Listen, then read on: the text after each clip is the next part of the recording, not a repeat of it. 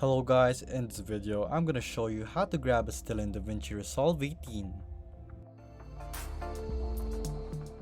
So to do this is pretty simple. So all you have to do is actually go to the clip that you want to grab a still, and then all you have to do is go to color.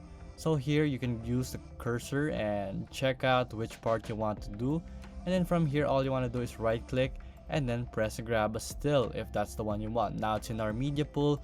Now just go right click it again. So all you have to do is press export. From export, it's gonna save you another type of file, and you can save it in your files actually. So just place ss1. So there you go, you can save it and export it, and there you go, it's saved in your gallery. It's just that simple to grab a still here in Davinci Resolve 18. So as you can see, you can select any part of the clip that you want. So let's do this again.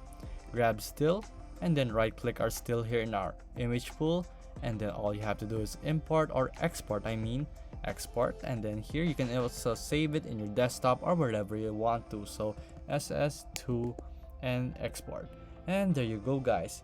So if you find this video useful, please hit the like button and don't forget to subscribe.